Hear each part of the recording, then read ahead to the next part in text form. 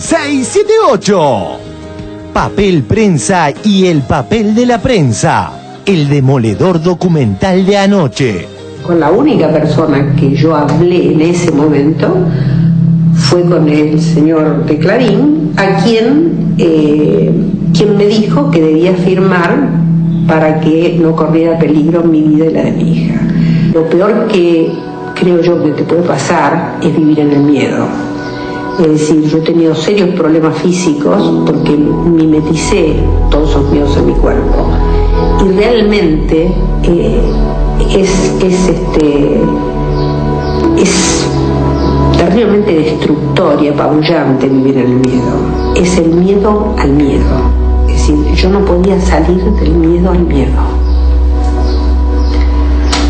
Entonces no podía tener libertad. El monopolio cambió de estrategia. Ya no discute los hechos. Ahora quiere demorar el tratamiento del tema. ¡Vuelve! Multiple Choice. ¿Quién escribió esto? La historia de Papel Prensa es un claro ejemplo de cómo casi todo el aparato informativo siempre se subordina a los intereses del proyecto político dominante. Es fácil apreciar dicha subordinación en el silencio mantenido por las 3 empresas periodísticas frente a la dictadura. A lo largo de la historia de Papel Prensa ocurrieron muchas cosas, tantas como la desinformación que las oculta. Son pocos los diarios que se atrevieron a escribir sobre el tema, pero no para oponerse al proyecto dominante o para bregar por un periodismo independiente. La última mentira de Macri. La pregunta que yo le hago es: ¿quién, señor jefe de gobierno, en la Embajada de Israel le recomendó al Fino Palacios? Yo fui personalmente a la Embajada de Israel y me recibieron las autoridades máximas que había en la embajada, con las cuales tuve esa conversación. Policía que mejor me habían recomendado, la Embajada de Israel, con los servicios de inteligencia israelí. Estamos hablando de Palacios. De Palacios. Diarioregistrado.com. No conozco ni sé quién es Palacios. Así lo aseguró Rafael Eldad, ex embajador de Israel en la Argentina, en referencia a los dichos del macrismo que afirmaban que había sido él quien recomendó a Jorge Fino Palacios para estar al frente de la Policía Metropolitana. Macri no tiene techo y Larreta no tiene piso. Hay 20 colegios tomados y la respuesta de ustedes ha sido perseguir a los estudiantes en cada uno de los colegios. En vez de atacar a los estudiantes, resuelvan los problemas. Por algo hay 20 colegios tomados. Hay ratas, techos que se caen. No hay excusas para que los techos de las escuelas se caigan cuando tenemos presupuestado y plata para hacerlo. Techos que se caen, gas que falta. Esa es la situación de la educación pública en la ciudad. Acá hay un tema político atrás, con algunas organizaciones que ya se identificaron. Organizaciones chavistas en la Argentina, Regresa a 678, el show del chiste. 1. Twitter de un falso Héctor Mañeto. Los elogios de Tineria como marcha el país son un intolerable ataque a la libertad de expresión que debe ser repudiado ya mismo por la CIP. 2. Twitter de Sergio Ranieri. Inédito. El chavismo y el Estado de Israel unidos por primera vez en una conspiración internacional contra la gestión de Mauricio Macri. 3. Twitter, Revista Barcelona. El 29 de agosto se conmemora el Día del Periodismo Independiente. En esa fecha, pero de 1997, Clarín tituló con su primer Ahora Dicen. 10. Si robaran el mapa, el país de los sueños, siempre queda el camino que te late por dentro. Si te caes te levantas, si te arrimas te espero. Llegaremos a tiempo, llegaremos a tiempo. La pregunta del día: ¿por qué un medio tan amarillo como Perfil no informó e investigó sobre esto? Lo que hablaría también de la intensísima actividad que está desarrollando Mañeto en los últimos tiempos, y algo que lo muestra particularmente nervioso es una noticia que no haría el fondo de la cuestión si no fuera porque uno dice: un hombre tan protegido, con la escolta que uno se imagina que tiene, ¿para qué necesita andar armado? Desde el 23 de agosto también ha pedido portación de armas y creo que ya se la han concedido. la mejor vocera de Mañeto, Lilita Carrió. Había que salir a defender la democracia, que no podíamos entrar en la trampa del gobierno, que si se llevaban puesto a Clarín, se llevaban puesto todos los diarios, todo el periodismo independiente, la oposición, y se acallaba la sociedad. Porque te guste o no Clarín, es la última muralla. Si ellos sacan esa muralla, Nación dura 2 días, el periodismo crítico dura 5 días, después vienen por los opositores y después por la gente que critica y establecen el miedo. Esto es así. Yo creo que lo que están consiguiendo es que después la Argentina le tenga que hacer un monumento a Mañeto. Cada vez más voces a favor de la libertad de expresión. Lo que pensamos hacer es un informe sobre las condiciones en las que trabajan los trabajadores de la urbe agroindustrial, ¿no? Como para que sepan y... No. Con los medios controlados nadie va a levantar eso, Hope. Hay monopolio de medios, de radio, de tele, de diarios. La corporación maneja todo. Teléfono para Freud. Estos señores, que estamos viendo estos 3 autos empalchados y llevan más de 15, como no quieren tener paciencia y esperar 6, 7, 8 minutos, 6, 7, 8 minutos.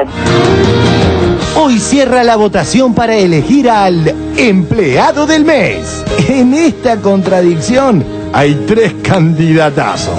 Hoy salió una versión que me atribuyen a mí que estuvimos hablando de candidaturas así, no para arreglar delante del señor Mañeto ninguna cosa, nada que tenga relación con la organización ni del espacio. Se habló de la necesidad, sí, de construir una alternativa o varias alternativas. No para arreglar delante del señor Mañeto ninguna cosa, nada que tenga relación con la organización ni del espacio. Caramba Solá dice lo contrario. Quería saber qué pensaba el peronismo federal esto, cómo era, qué pensaban de la economía, qué pensaban del futuro, cómo nos íbamos a armar. Quería escucharnos.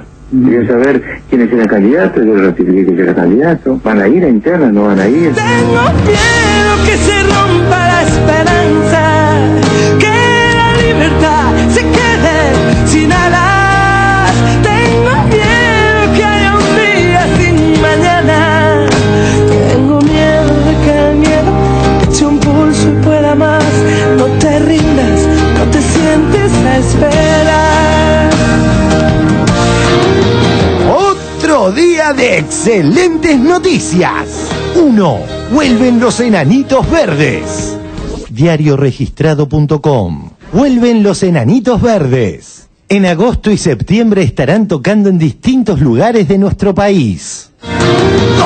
Corte confirmó indultos nulos. Página 12. Videla y Macera siguen sin indulto. La Corte Suprema de Justicia confirmó la nulidad de los indultos dictados en 1990 por el expresidente Carlos Menem a los dictadores Jorge Videla y Eduardo Macera. 3 meses de internet gratis. Tiempo argentino. Cooperativas ofrecen 3 meses de conexión gratis. 4. Tenis, básquet y hockey. El mundo nos admira y nos ama. El santafesino Eduardo Joanc fue el primero en salir a las canchas hoy y le ganó al local Roby Ginepri por 6-4, 7-6, 4-6 y 6-3. El triunfo que finalmente fue por score muy amplio para la Argentina. La imagen que se queda obviamente con el Luis Fascola, que fue la gran figura de este partido. Las Leonas dan el primer paso, goleada 5-2 ante Sudáfrica. Lanza para 3, 6, 7, 8. Y cada vez somos más. El número 1 de Canal 13 se derrite con la tanqueta. Voto secreto del señor Ricardo Foraver por la... ¿Qué le pondrá, señores? Ahí está el voto secreto. ¿Qué le pondrá? 6, 7, 8. 6, 7, 8. Y el número 1 bis de Canal 13 cuando dice que no... pareciera decir que sí. 678 no va el 13, ¿no? Por ahora. Puede ser que sí. Vamos tratativa con... ¿Lo ves, 678? Sí, lo he visto. ¿Te gusta? No. ¿Como programa? Bueno, depende. Yo digo que va a quedar en la historia de la televisión, 678. Por momentos me hace reír. Tiene cosas de humor. Es como un polémica en el fútbol. Pero el chueco es de los nuestros.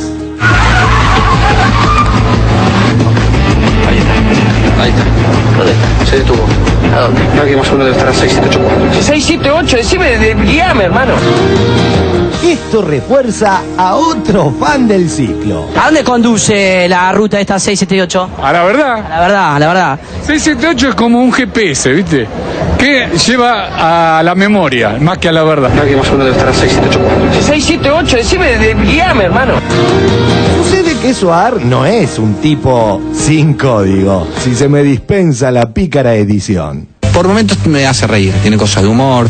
Solo pueden contigo.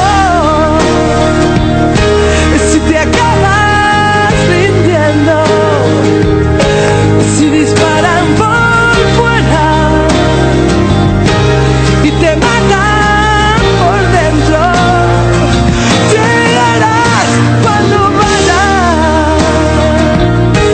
más allá del intento. Llegaremos a tiempo. Llegaremos a tiempo.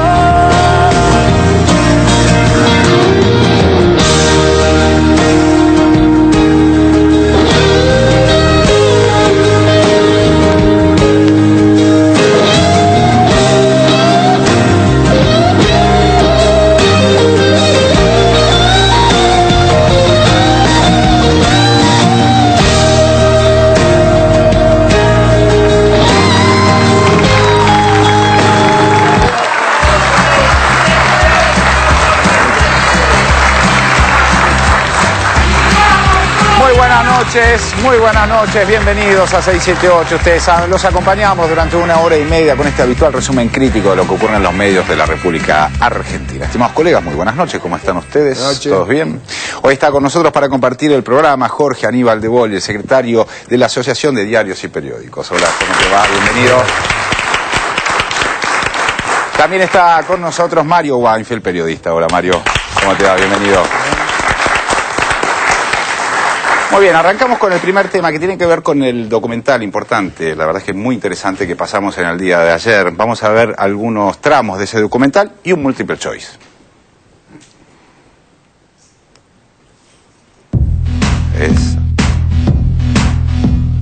Papel prensa y el papel de la prensa. La estrategia del monopolio. Y vuelve Multiple Choice. Por si falta hacía, el documental que presentó anoche la cada vez más querible telepública fue, amén de extraordinario, sencillamente demoledor. Lidia Papaleo estaba fuera del país, vuelve a la Argentina en septiembre del 76, pese a que le habían dicho que no volviera, que era una situación muy compleja. Incluso todavía hoy se sigue diciendo que el accidente de Greiber no fue confuso. En fin, no hay pruebas como para decir que lo mataron, pero tampoco hay elementos demasiado sólidos para decir que que fue solamente un accidente. En noviembre del 76, el 2 de noviembre del 76, tiene lugar la reunión en la cual ella vende formalmente las acciones de Papel Prensa, y en enero del 77 los diarios, digamos, toman posesión para iniciar concretamente la fábrica que se inaugura en el 78. En la entrevista con Lanús, se dice, mire, ustedes están mal, yo los veo mal situados, mal ubicados, pero vamos a hacer una cosa, piden una entrevista a Videla, cuéntenle la verdad de esta historia, que usted tiene impresiones de todos lados, visita, cuéntenle el tema de prensa, del judaísmo, cuéntenle la verdad. Bueno, ellos van a la mesa de entrada de Balcarce 50, presentan la solicitud de entrevista, la entrevista nunca se la dieron, y al revés, se multiplicaron las presiones, además, llamadas, y en las presiones personales siempre se aludía a la suerte de la hija, ¿no? Que además, como se había abierto la sucesión de David Greiber, era una de las principales herederas de la fortuna de todas las empresas, con lo cual era una nena que estaba en esas circunstancias. Lidia Papaleo es formalmente secuestrada por la dictadura en marzo del 77. Suele decir la historia oficial que cuentan los diarios dueños de la empresa, que ellos no tuvieron absolutamente nada que ver con el secuestro de Lidia Papaleo. La pregunta entonces que uno se hace es, ¿por qué ella fue tan presionada para vender? ¿por qué no pudo ponerle el valor que ella consideraba que esa empresa tenía? La vendió, según dicen especialistas, al 1% de lo que la empresa en realidad valía. Durante todos estos 34 años, a mucha gente, yo siempre le dije, cuando hablan de mi marido me preguntan, siempre le dije que el costo de su vida fue papel prensa. Yo fui a una entrevista donde, sí me acuerdo claramente, era en el diario La Nación, un lugar muy grande físicamente, una sala muy grande, donde yo quedé a un costado, mis suegros quedaron en otro costado y mi cuñado en otro.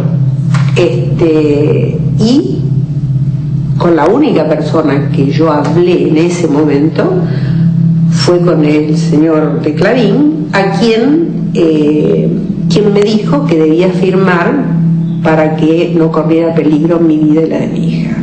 Yo lo único, como ya lo he escrito, que recuerdo para siempre, ¿no?, es la mirada de este hombre. Está mal que diga para siempre, porque creo que cuando esto se termine, esta va a ser una de las liberaciones también, ¿no?, que va a desaparecer la mirada de Mañeto. Yo supe perfectamente que este hombre no tenía la menor duda en lo que decía, no tenía la menor piedad, era un hombre absolutamente decidido y claro en lo que me estaba exigiendo, no pidiendo. Yo no tengo la menor duda de que acá toda la historia creada a posteriori con respecto a Montoneros es nada más que el perfecto telón para tapar el sacarnos, por si modificábamos algo o alguien nos ayudaba a modificarnos, sacarnos de la vida pública por 6 años como me sacaron a mí. Hoy día, que gracias a Dios se va a presentar todos los papeles, es claro, no hay nadie que pueda negar, esto es un hecho real. A mí me hizo una pregunta una persona, me dijo, ¿usted se sentía que era una mujer libre? Entonces yo dije, desde la muerte de mi marido yo supe que no era más libre. Es decir, había perdido mi libertad, o sea, mi libre albedrío, ¿no? En ese sentido, en el que yo ya no tenía más posibilidad de elegir para dónde iba, era para dónde me empujaban. Lo peor que creo yo que te puede pasar es vivir en el miedo. Es decir, yo he tenido serios problemas físicos porque mimeticé todos esos miedos en mi cuerpo. Y realmente es terriblemente destructor y apabullante vivir en el miedo. Es el miedo al miedo. Es decir, yo no podía salir del miedo al miedo. Entonces no podía tener libertad. ¿Qué libertad podía tener una persona que tenía miedo? Miedo de que le sacaran a su hija, miedo de que mataran a su hermano. Es decir, yo no fui libre desde que murió David. Y luego en el piso, los invitados que una vez más engalanaron a la inoxidable tanqueta aportaron, amén de calidez y sabiduría, información. Una editorial del diario Clarín muy precisamente pide que se investigue a los Greiber, se lo pidió a la Junta Militar, a Videla, a Macera y a Agosti, cuando todos sabemos que investigar en ese momento que era secuestrar, torturar, hacer desaparecer. Y mientras tanto, octubre de 1976 dijimos, mientras salía eso publicado, mientras le decían eso a los lectores, la realidad es que estaban negociando con ellos la compra de papel prensa.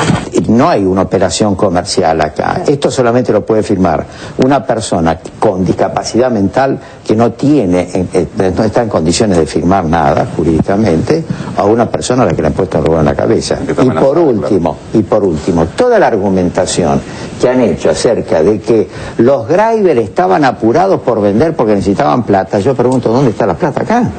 Si no dieron un peso. Es absolutamente falso. La posición dominante de Clarín y La Nación se debilita. Así lo indica el fallo judicial de hoy que los medios hegemónicos, por supuesto, ignoraron. Tiempo argentino. Nuevo revés judicial para Clarín y La Nación. Papel prensa. Fallo a favor del Estado. El juez comercial Eduardo Malde dictaminó que en la próxima asamblea de accionistas no se trate la modificación de la comisión fiscalizadora de la empresa. Así frenó la maniobra de los privados para quedarse con el órgano de control, el único en que no tienen mayoría. Los hechos son incontrastables. Y así lo reconoce el monopolio que modificó su estrategia.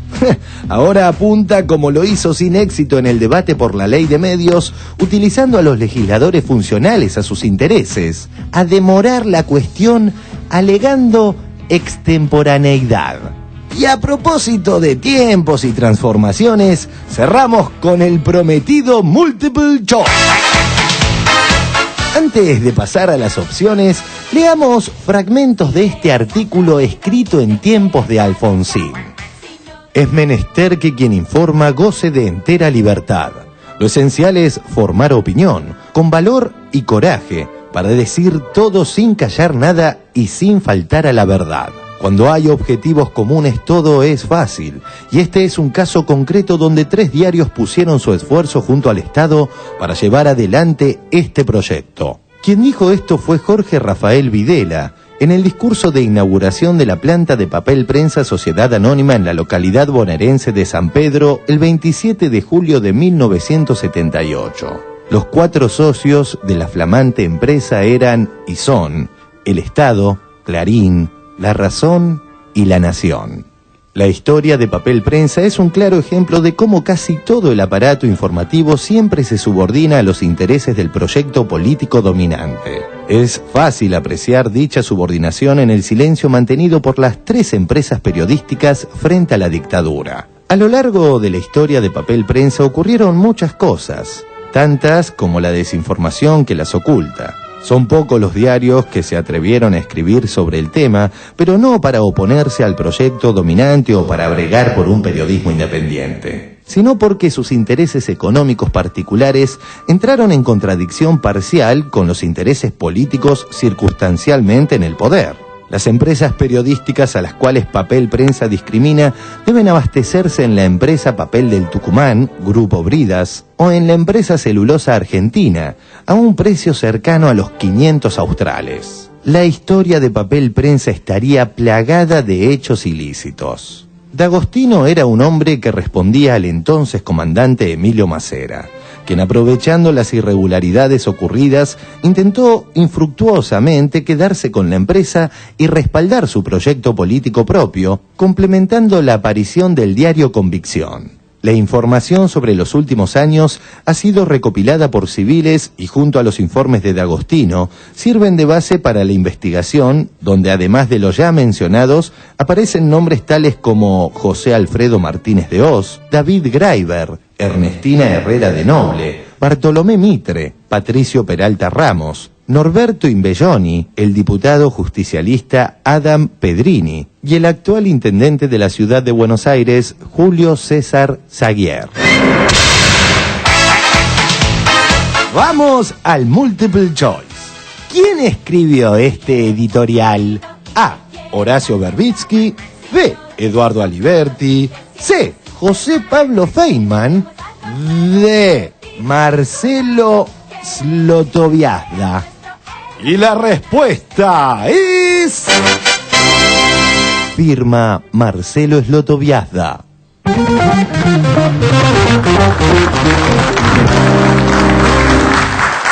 bien. Bueno, a ver, Mario. De la cuestión de Papel Prensa, me parece, el testimonio de Lidia Papaleo es un testimonio rotundo, es un testimonio contundente, que está discutido por otros testigos y que, digamos, a mí me parece de enorme credibilidad por muchas razones. Una de ellas es porque muy pocas de las víctimas del terrorismo de Estado han inventado historias sobre su martirio. Es muy costoso hacer esto, es muy doloroso, es muy pesado, más bien es al revés. Yo alguna vez comparé esto tal vez inclusive con los delitos comunes que se cometen, con el acoso sexual, con el abuso, con el acoso laboral. Las víctimas cuentan muchas menos cosas de las que pasan y no más como tendencia en general. Pero supongamos que es una palabra que aparece. Este testimonio es plenamente congruente con datos concretos que hay del contrato o pseudo contrato que se realizó y del contexto en que se realizó. O sea, si ellos hubieran recibido 6 millones de dólares por papel prensa, hubiera firmado el contrato en Estocolmo en el año 75, su testimonio sería menos rotundo, digamos, aún si contara lo que contó. Pero ella ya contó lo que pasó, afrenta la inteligencia a creer que alguien podía hacer un contrato libre con la Junta Militar como parte interesada en los primeros meses del 76 en la Argentina. Es un disparate, Afrenta a pensar que, por ejemplo, el general Gallino, que estuvo con ella en la tortura y que también participaba en reuniones con las autoridades de papel prensa, era el doctor Jekyll en una reunión y Mr. Hyde en la otra. Disparate. Estimado Jorge. Bueno, el tema de papel prensa fue un tema siempre muy oculto, muy escondido,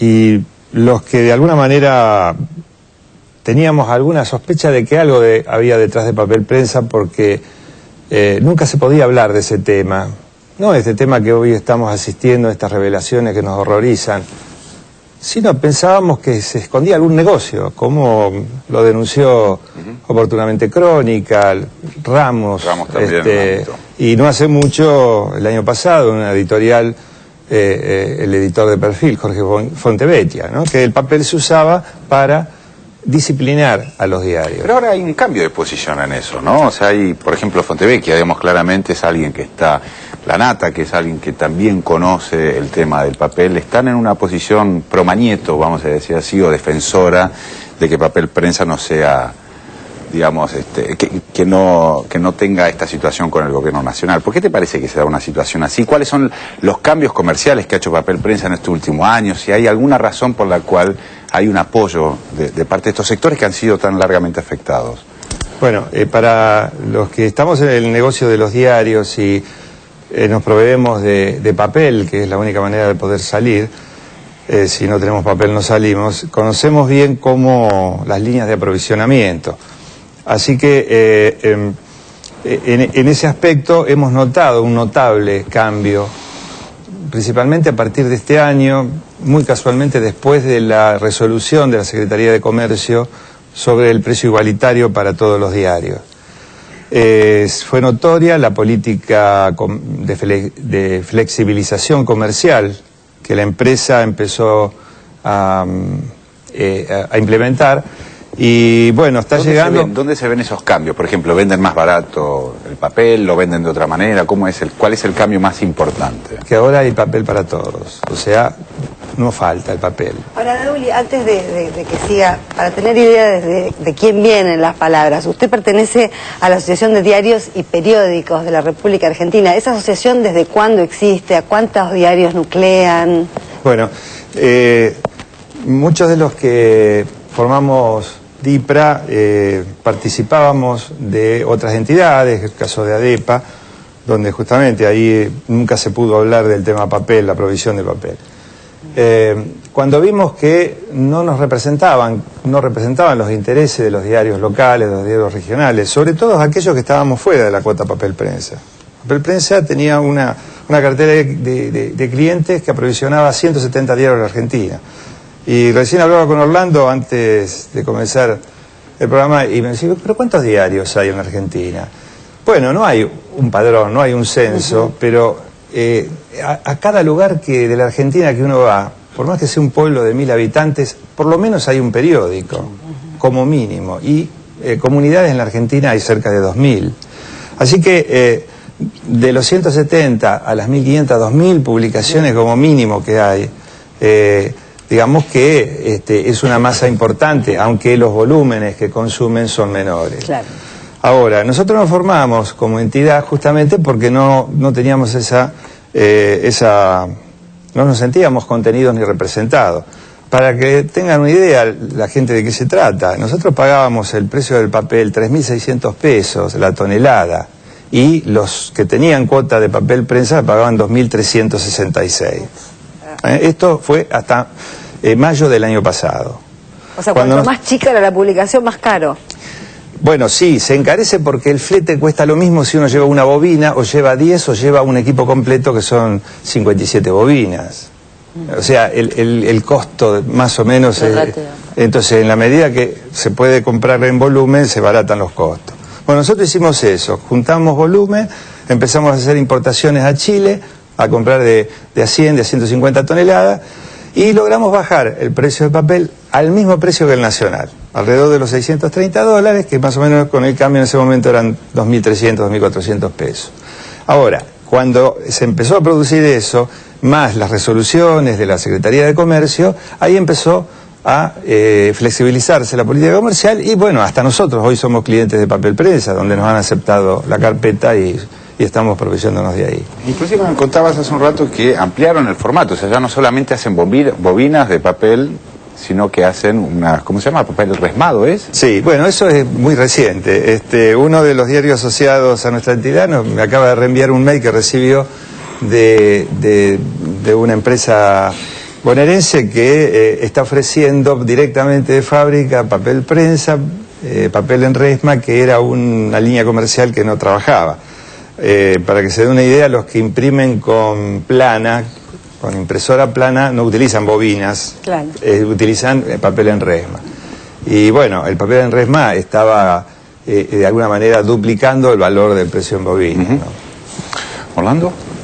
Prefiero después hablar. Sí, me parece muy bien. Entonces vamos a escuchar a Lilita Carrió, porque Carrió estuvo haciendo declaraciones en un programa de televisión sobre la situación en Papel Prensa, que no saben lo que dijo, mírenlo.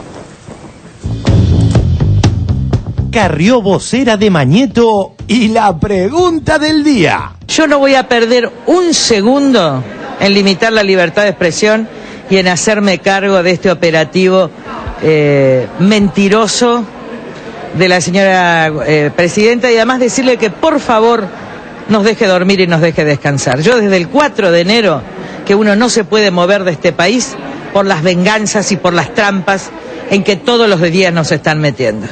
Déjennos descansar, que estamos trabajando para la nación, No parece ser Cristina la culpable de que el domingo por la noche, tras 48 horas de ausencia, reapareciera Lilita Carrió en dúplex con Grondona y con Majul, logrando superar sus últimas performances. Que había que salir a defender la democracia, que no podíamos entrar en la trampa del gobierno, que si se llevaban puesto a Clarín, se llevaban puesto todos los diarios, todo el periodismo independiente, la oposición, y se acallaba la sociedad. Porque, te guste o no Clarín, es la última muralla. Si ellos sacan esa muralla, Nación dura 2 días, el periodismo crítico dura 5 días, después vienen por los opositores y después por la gente que critica, y establecen el miedo. Esto es así. Y Papel Prensa es una empresa privada, aunque algunas acciones sean del Estado. Convénzase, es una empresa privada. Es como que yo diga, mira, el Canal América es de sacar, lo sacamos un ratito de Narváez, viene bien, es tuyo. Yo tengo 5 programas y vienen a decir que acá tiene que haber un reparto igualitario de programas. En todo caso, es tu empresa. Pero no se dan cuenta que todo es una gran trampa, que nadie se quejó de la falta de papel. Los diarios del interior celebraron los anuncios sobre Papel Prensa. Medios y distribuidores de diarios y revistas del país manifestaron su acuerdo con la presentación del informe sobre la compañía papelera que realizó ayer la presidenta Cristina Fernández. Que nadie se quejó de la falta de papel. Si quieren seguir con esa discusión, sigan. Yo voy a votar en contra. Nuestro bloque va a comer en contra. ¿Nos puede contar el porqué de la reunión en la casa de Mañeto la semana pasada? Tenía ganas de comer. Nuestro bloque va a comer en contra. Nos va a hacer funcional a la estrategia de la mentira del entretenimiento colectivo. Hagamos un paréntesis en la Carrió dominical para citar esta definición que vertió Elisa la semana pasada. Hay que decir que el Grupo Clarín y tanto como La Nación forman parte de la historia argentina, no son diarios advenedizos. Hay que ver lo que es el discurso de Roberto Noble. Integran parte de la mejor época de este país. Lo mismo que La Nación lleva 1 siglo y medio. Sí, como pensadores también. Son la Argentina. Bien. Son la Argentina. Como decíamos el domingo pasado, es extraño que al mes de asumir Kirchner la presidencia, Carrió se encontraba en las antípodas del diario La Nación. El diario La Nación destinaba a Kirchner el ataque más virulento que hubiera recibido un presidente antes de asumir. El firmante de la ofensiva era José Claudio Escribano, un hombre fuerte del matutino. En su nota afirmaba que, nada menos que en Estados Unidos, creían que Kirchner duraba en el poder solo un año. Creo que Kirchner tiene buenas intenciones. Si usted lee ese discurso, es muy parecido a muchos ejes de nuestro propio discurso. El Grupo Clarín y tanto como La Nación forman parte de la historia argentina, no son diarios advenedizos. Son la Argentina, son la Argentina. Que son la nación es toda una definición, porque que Carrió diga quiénes son la nación y quiénes no, eso es claro, o sea, es claramente una definición, y lo que estoy seguro que si ella define quiénes son la nación y quiénes no, nosotros estamos fuera de lo que ella decide. La nación, para ella, justamente son los que ellos defienden. De la misma manera que la nación era la mesa de enlace, y la nación es la sociedad rural. Ahora, esos que ella considera que son la nación, son justamente quienes construyeron este tipo de sociedad donde la mayoría ha quedado afuera de esa idea de nación que tiene ella. Carrió se entrena a la mañana para ver cómo es a la tarde un poco más conservadora, reaccionaria, elitista y antipopular que lo que fue el día anterior. Y lo va logrando. Si esto pasara en Estados Unidos, si esta persona fuera presidente de los Estados Unidos, hoy debe renunciar o está siendo enjuiciada en Congreso, en cualquier país civilizado. Es una mentira intolerable en términos de valores sagrados como son los delitos de lesa humanidad. ¿Hay un uso de los derechos humanos en el... Absoluto, denigrante. ¿Qué pasa si no estuviera Mañeto? ¿Qué pasa si Mañeto mañana va y arregla con el gobierno? Acá no queda nada, ¿eh? Es un contrapoder, con todos sus defectos que habrá que corregir después. Pero este hombre, quiera o no, con todos sus errores y todos sus defectos, está ejerciendo el contrapoder. Y viene lo que se llama una dictadura civil. Entonces uno tiene que defender la democracia. Yo creo que lo que están consiguiendo es que después la Argentina le tenga que hacer un monumento a Mañeto, lo cual yo no lo hubiera hecho jamás. Pero lo están consiguiendo los Kirchner. A ver, son autodestituyentes, porque veníamos todos bien, veníamos trabajando en el Parlamento, mejoraban en las encuestas y dijeron vamos por todo. Y acá están. No tienen muchas más alternativas, pero las van a jugar. Y las van a jugar no el año, no sabemos, hay que dejar, está pensando Kirchner. Cuando él se queda callado es porque está knockout, pero después se recupera y piensa una nueva maldad. Kirchner, que es el que manda, cuando ustedes vean que él tenga un discurso misericordioso, ¿vieron? Es porque está mandando a aniquilar. Es porque está mandando a aniquilar. Algo está tramando desde el punto de vista de la violencia Néstor Kirchner para diciembre. Si hay armas, está claro, entonces... ¿Armas hay? Sí. ¿Armas hay? Sí. Está pensando Kirchner. Cuando él se queda callado es porque está knockout, pero después se recupera y piensa una nueva maldad. Antes de pasar a la pregunta del día, prosigamos con el raíz dominguero de la diputada Carrió. Nosotros fuimos conscientes que ahí se jugaba la democracia. ¿La democracia? Así es. Porque, pero a ver, el contrapoder hoy, vos te puede gustar o no Clarín. Si a Clarín lo voltean, acá no queda nada. Se llevan los diarios y los periodistas independientes y los medios independientes en 3 días. Después se llevan y les inventan causas a los opositores. Y después se silencia a la Argentina. ¿Pero vos creés que vos vas a quedar? No, seguramente. Te puede gustar, no Clarín, pero es como un muro. Sobre todo por el poder que tiene, paradojal. Pero es así, es como el último muro.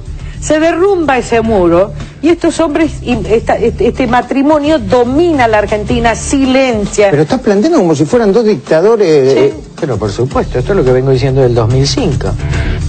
Pero lo que pasa es que nadie... Pero a ver, como si fuese Videla o... No, miren, no es tanto. Pero son fascistas. ¿Fascistas? Terribles. Hay mucha gente que está como anestesiada. Yo no me meto más porque esto es... Yo les voy a contar una historia, un libro maravilloso de una israelí, que creo alguna vez lo comenté acá, que es Badenheim 1939. Y entonces dice que los judíos fueron a un lugar de veraneo, a un lugar de primavera, y entonces le empezaban a escribir en el servicio de salud si eran judíos, decían, mirá qué bueno es Hitler, nos está pidiendo nuestra historia. Y después quedaban sin alimentos, dice, bueno, debe ser que ya nos van a proveer, y se moría el rabino, Y un día dijeron que los iban a llevar a Varsovia. Y el que estaba dirigiendo la orquesta dijo, qué suerte, vamos a poder cantar en Varsovia. Y cuando subieron al tren, dijo, qué sucio está el tren, debe ser porque Varsovia está cerca. Iban a los campos. Yo no estoy trasladando, lo que digo es que el silencio de muchos, la indiferencia de muchos y la autoengaño o negación de muchos también construyen los poderes autoritarios. Una pregunta. Yo te puedo decir que no quiero estar ni del lado del gobierno ni del lado de Clarín si esto es una pelea entre... Pero por supuesto hay que estar del lado de la verdad. Nosotros no estamos defendiendo a Clarín, estamos del lado de la verdad. No hubo delito de lesa humanidad, no hubo presión de las empresas. Esta es la verdad. Bueno, y ahora te pregunto, ¿y la verdad no la tiene que buscar la justicia? La verdad, ya la buscó la justicia. Causa 44, informe Molina. Ahora es la justicia de Cristina. A mí me parece que en los últimos días ya ha quedado bastante claro que esto no ha sido un capricho de gobierno. La investigación que inició el doctor Ricardo Molinas comenzó en 1984. Me parece que recordando una y otra vez que esto no parte con el informe del Poder Ejecutivo, sino con una investigación que tiene más de 20 años y que en todo caso tendríamos que preguntarnos por qué jamás se hizo nada en estos 20 y pico de años. Esta es la gran pregunta. Va el anunciado interrogante. ¿Mañeto elige a Carrió como vocera porque le gusta su estilo argumentativo o porque cada vez le quedan menos?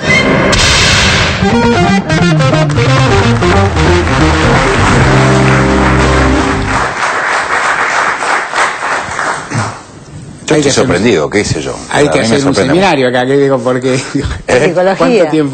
¿cuánto tiempo hay para hablar, digamos, de 23 argumentos distintos? A ver, yo te pregunto sobre uno, Mario, puntualmente. Si te parece, como Carrió, que Clarín es la última muralla de contención a una dictadura que viene galopando, digamos, lentamente en la Argentina. A mí me parece que este gobierno, el actual gobierno, digamos, son los dos gobiernos kirchneristas que tienen una continuidad hoy evidente.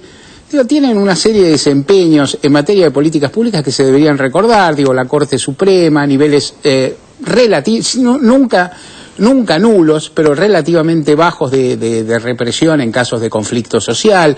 No hubo crimen, no hubo sangre en las calles en estos gobiernos, como sí lo hubo en el gobierno de Duhalde o en el gobierno de Fernando de la Rúa, y obviamente dejó afuera la dictadura militar, digamos, y hay, digamos, si uno llega de afuera y mira a los medios, no puede creer que se diga que no hay libertad de prensa, porque dicen, cuestionan muchísimo. Yo creo que a veces, la mayoría de veces sin razón y la mayoría de veces sin estilo, pero en cualquier caso cuestionan muchísimo. Eso por una parte. Me llama la atención un develamiento, es decir, algo que se va aclarando en el discurso opositor y también, si se quiere, en el discurso de los medios, pero en los medios es más obvio, que es, ya no se habla tanto de la libertad de prensa cuanto de un medio. Ya no se habla tanto de valores, ¿no?, de la Constitución como de Mañeto, ¿no? Entonces, cuando se personalizan tanto cuestiones, uno puede decir, Héctor Mañeto, ¿qué es? Es el directivo de una empresa. Como directiva de empresa, ¿es tan central en la Argentina? Realmente se dice que es un contrapoder. Está bien, los medios lo son en alguna medida, pero no hay un reconocimiento tácito de una suerte de liderazgo que en otro sentido se negaba. Esto me parece muy llamativo. Y otra cuestión que por ahí también me parece interesante, que es ¿quién está planteando el miedo? ¿No? ¿Quién está planteando el miedo? ¿Quién está diciendo, acá comparando, no sé, a este gobierno nacional con los nazis, hablando, es decir, utilizando una especie de paráfrasis del famoso textito de Bertolt Brecht, si van con Mañeto, después van por Clarín, después vienen por nosotros? ¿Quién está planteando el miedo? ¿Quién es? Y casi para terminar, y te pido disculpas si fui muy largo, esa paranoia que existió inclusive motivó la lectura previa que se tenía de lo que fue, en definitiva, la presentación de la presidenta en papel prensa. Porque en ese día se decía va a haber expropiaciones, que son legales pero que hay que pagar y tienen que salir por el Congreso. Va a haber confiscaciones, que son ilegales. Va a haber detenciones, va a haber secuestros. Bueno, no hubo nada. Y entonces decían, ¿Cómo es posible que se haya quedado este clima? Este clima lo creó o la propia paranoia o la propia mala fe de los interesados. Sandra. Sí, nosotros hemos hablado muchas veces acá de la construcción del relato, ¿no? Y últimamente los que están hablando de la construcción del relato son, por ejemplo, Julio Blanc y Van der Koy, ¿no? Hay algo del lenguaje del que se han empezado a apropiar, me parece. Lo que se ve en la intervención esta de Carrió, que se ve que piensa parecido a la Nata, ¿no? O sea, lo ve a Mañeto como el débil de esta historia. Me parece que no es posible tener esa posición o esa mirada sin ese relato, sin la construcción de ese relato, de ese estado policial o paramilitar o para algo que ve Carrió, creo que en solitario, porque más allá de Clarín, que tiene intereses económicos concretos y todos sus grupos, no se ven indicios de eso. Y es una mujer, la verdad, me produce un efecto completamente revulsivo, directamente nauseoso escucharla hablar, porque, por ejemplo, el cuentito que hace sobre los judíos que alegremente iban hacia el gueto de Varsovia, bueno, se saltea el detalle de que en esta operación, que ella considera inocua, tuvo un fuerte contenido antisemita.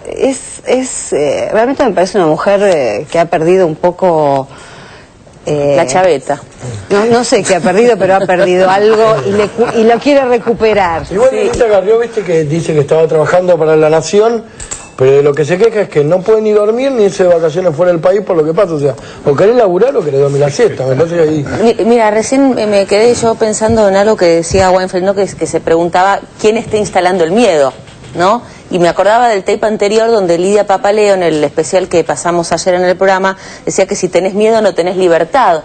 Y de alguna manera este discurso de Carrió, este discurso que arrancó desde el año pasado, con el tipo, nos van a venir, nos van a aniquilar, primero fueron por Clarín, luego irán por La Nación, luego irán por todos los periodistas independientes, ¿no?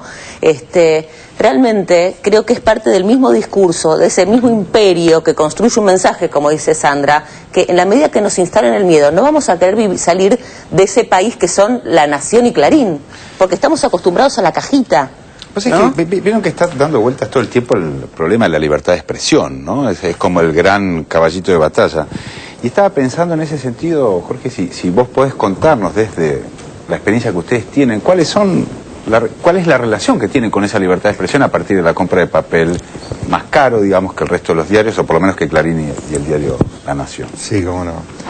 La doctora Carrió dice algo que es cierto: los diarios forman parte de la Argentina, de la historia. Todos los diarios en nuestro país nacieron acompañando proyectos políticos, desde la Gaceta de Moreno, que fracasa en el 21 porque fracasa de alguna manera la revolución, y después surgen distintos medios que apoyan distintos proyectos políticos e ideológicos, ¿no? En la provincia de Buenos Aires tenemos infinidad de diarios, una cantidad importante de diarios que nacieron en las primeras 3 décadas del siglo pasado, digamos, empujando, acompañando el proceso irigoyenista.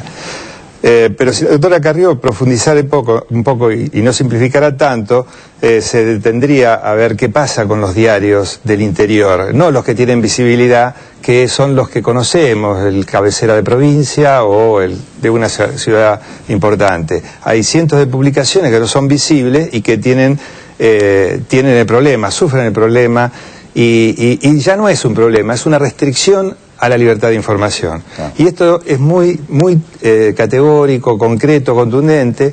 ¿Por qué? Porque los diarios locales, en su gran mayoría, tienen que ceder el segmento de información nacional o provincial a el porcentaje de diarios editados en Capital Federal que se vende en cada una de las ciudades.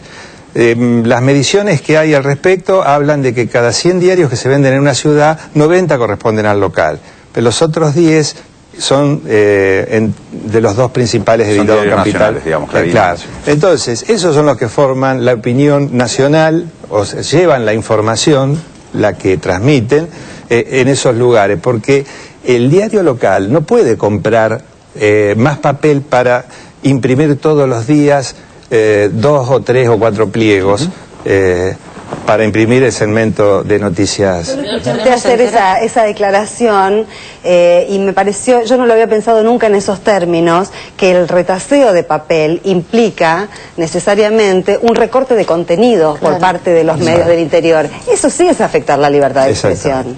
Y afectar el derecho a informarse de los ciudadanos. Claro. ¿Por qué? Porque tienen una sola voz, que es la que viene del puerto de Buenos Aires con el discurso bien armadito.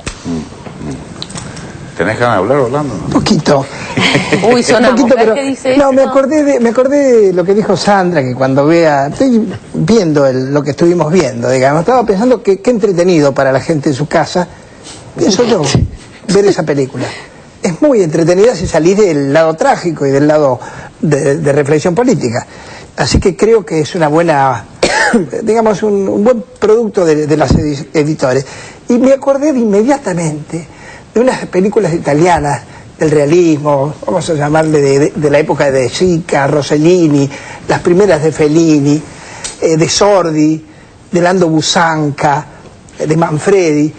¿Y sabes qué hacen los italianos cuando ven un absurdo y un cortejo? El pedorreo. Esto es lo que se me ocurrió bien.